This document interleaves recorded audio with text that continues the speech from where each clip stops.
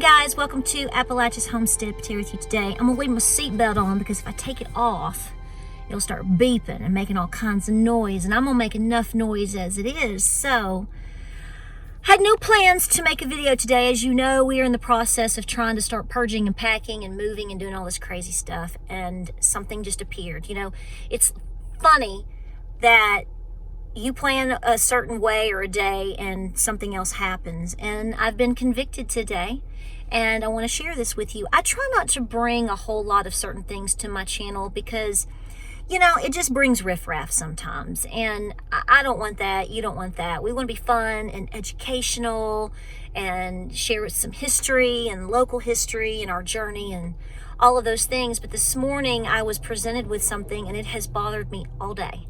And when I tell you, you're probably going to, some of you are going to go, and some of you are going to go, and some of you are going to be like, I don't know how this is going to go. So just pray for me that I get my point across. I'm not really even sure what my whole point's going to be, except I think we need to talk about the insensitivity of people, the insensitivity of that we see in our culture.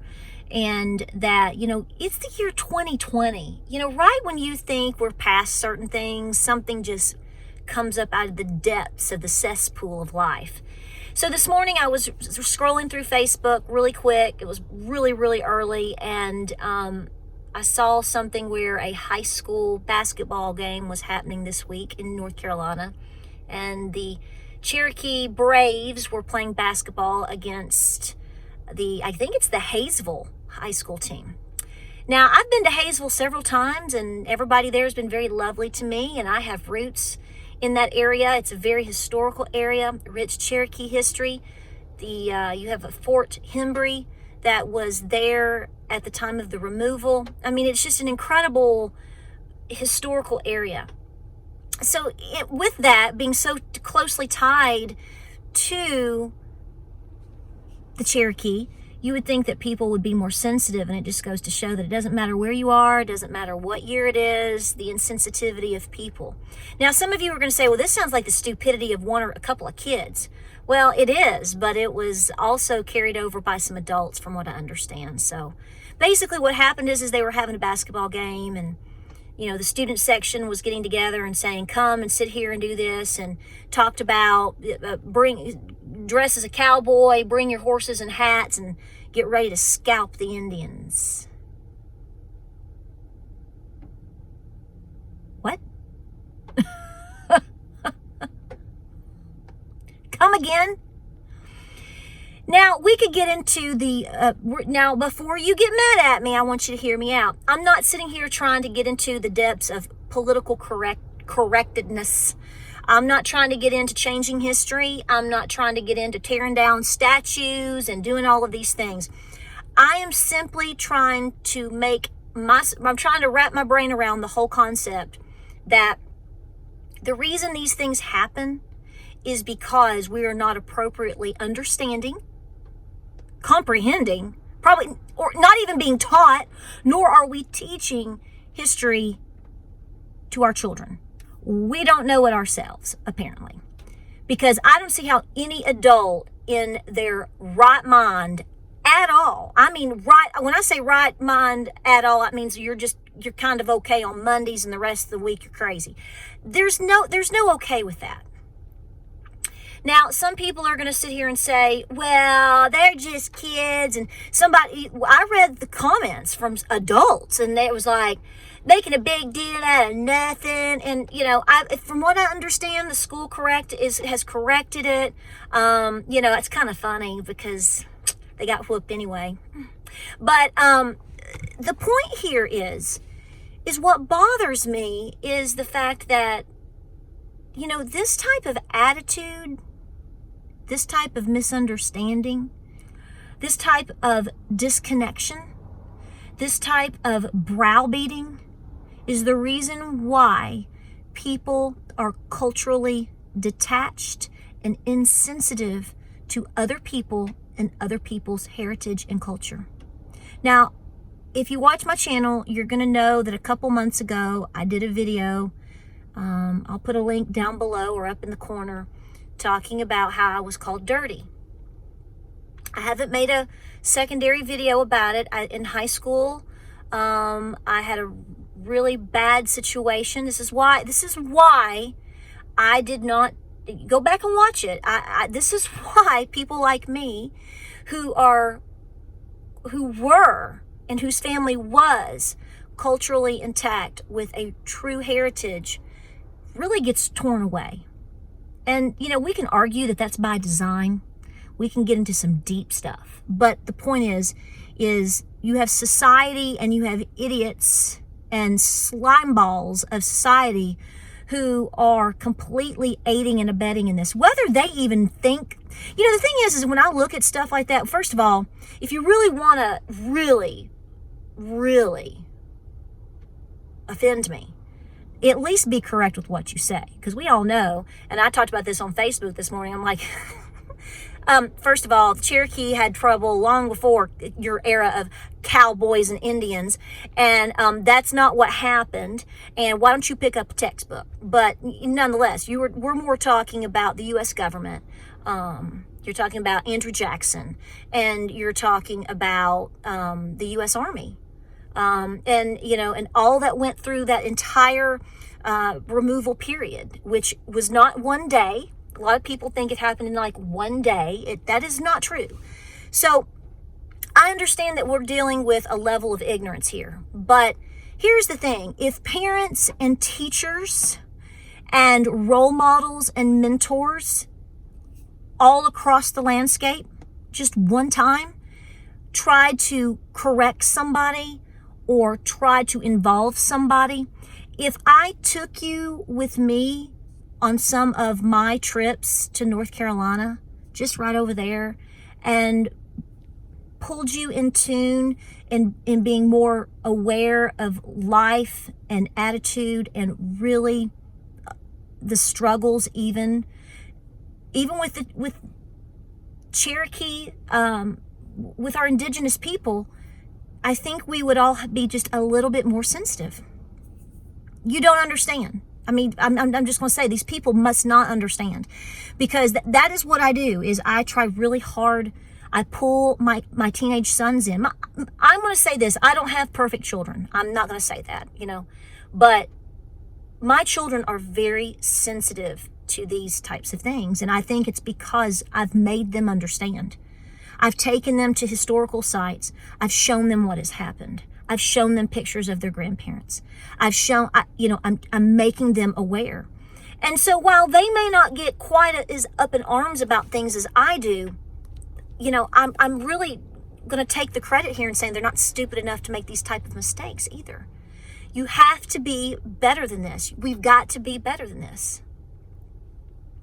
And so, as people ask me, why are you moving? Folks, I'm moving to not just because I have a video that's coming up here, and I'm gonna make another one. I haven't really talked about it because it's so private. I'm leaving my homestead and picking it up and moving it to be closer to my ancestors. I take care of them. I take care of my family, take care of my closest friends. I take care of my mom and my nana. I want to help take care of Miss Lou. I want to be closer to the Cherokee language centers. And I'm taking care of my own ancestors that have this heritage, that are these people. So when I see these things being said in 2020, and I see the callousness about it, it injures my spirit, because think about what they had to go through 75 years ago, 100 years ago, 200 years ago. If that doesn't make you pause for just 10 seconds, you really, I don't know what you need. Turn off the TV and go sit under a tree and just, reflect for a minute, because we have got to be better than this. We are at a time, there is so much rage throughout the country and throughout the different cultures and the clashes. We need each other now. Okay? Your indigenous people, your natives, your indigenous people, have you looked at the percentage of them that serve in your U.S. military? The highest percentage of a people. Does that make sense? Like if you line up all the people and you say, okay, percentage of whites, percentage of blacks, percentage of Native Americans, the highest percentage, and they're serving, they're your veterans. So with everything that's been done, they're still proud to serve you and serve the flag that we're under. So we got to stand up for these people. We got to be better than this. You know, it makes me think of my great-grandmother. I had a great-grandmother that until I was 15, she picked me up from school every single day. Every day. Spent the summers with her and her mother every day. I didn't hang out with 5 and 6-year-olds. I was with a 75 and a 70 and 85-year-old woman, and would talk about things and be shown things. And I've learned more as an adult about these people. And I'm so sensitive to the idea of these people could not always be everything that they were. And in fact, I sat down with an elder in my family this week, and I hesitate in saying this, but the 85-year-old woman, her husband was Cherokee, and his mother was born and is buried what was and is still now what would be, it's Telco Lake, but it would be the Little Tennessee River. And all of the things that I'm finding out, I don't think they would tell you things, but they didn't openly talk about it. So I found out things from an elder in my family that didn't understand, was telling me and my husband of these things that he witnessed and that he saw and that he understood, but to be going on, but he didn't understand why, because he was a child. So I took these things to a couple of experts, and this has just been the past couple of weeks because I was floored. I've been around certain things enough to know certain things, so I was, when I was told of certain, I'm being so vague. So I took this information to some people that would know, and it was like the world stopped, and they were like, what is this, and how did, and blah, blah, blah. And I just said, well, what does this mean, and what does this mean? And he said he did this, and he didn't understand how this happened. And they said, do you understand that your great-great-grandfather was a medicine man? And I was like, what? And they were like, not bad medicine, good medicine. That is the practice of a medicine man. So I took that to my Nana, and I took that to other elders, and they're just floored. Because, again, I think these people, by the time you really got into the turn of the century, you have to consider where they were living. You have to understand the sign of the times. Things were still happening, and that things were still being practiced, and things were still upheld privately, but it wasn't openly shared, and it was because of fear. And it's because of the same stuff that some punk kid in North Carolina is pulling over there, and some punk parent thinks is cool because they won't swallow their pride and correct their own kid. We got to correct this. So on a final note on my little rage here, I'm going to ask also, and I'm sure this is not going to be well received because I know the argument that's going to come back to me. This is why I don't talk about these things so much, because until you come into the culture and until you embrace what I'm talking about just a smidge, there's no way that you're going to fully understand it. But, we walk around and we say things and we do things. Listen, I'm not going to sit here and argue about mascots and tearing down statues and stuff like that, folks. We got bigger fish to fry. But I think there's a way that we can be more sensitive. And I'm going to tell you right now that when you say things like, join my tribe, I've seen that lately, and I don't think that you understand how that is perceived by people. Join your tribe? What tribe's that? I'm just asking, and if this just touches one person, then it's worth it. Just think. And when you get convicted, please speak. You know, I'm not here raging against, I'm not just raging here. I'm really not. I'm gently asking that we be better people, and that we just going forth, we try to be a little bit more sensitive, because we really don't fully comprehend what people have been through, and we need to understand that our own ignorance can really, really, really make things more difficult. I have no idea how this is going to be perceived, welcomed, thought about. I'm sure I'm going to get arguments about stuff, you know. But this is the time that, you know, that's when you say, am I going to speak or am I not? You know.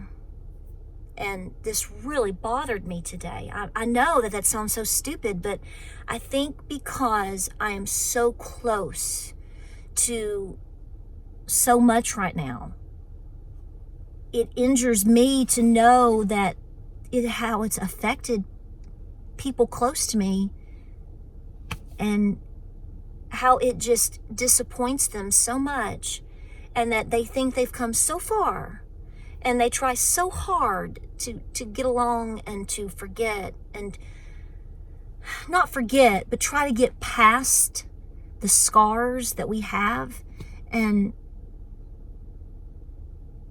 to embrace everybody. And then something like this happens. It's so disappointing. Don't let this be you. Don't let this be your kids. And don't let this be your grandbabies. Teach them better. We can be better. Hope this finds you well. I have videos coming up. It's going to get crazy with all this moving stuff. I'm sitting at piano lessons for my boy, so I thought I would take the 10, 20 minutes and film this. And I try to really be personal without being so personal. And people ask me all the time, like, why don't you show your kids cleaning the barn? It's because I protect my children. Why don't you tell me more about your great granny and how she, smoked the peace pipe? It's actually been said. And somebody asked me, why don't you embrace your white heritage? And those that try to celebrate culture and heritage don't have anything else in their life. Boy, I'm going to tell you. So those type of comments and that type of behavior and that type of just disrespect is the reason why we have the disconnect. That type of behavior is why your grandmother was shut up. Well, I'm not shutting up today. I speak. Let's be better people. We'll see you on the next video.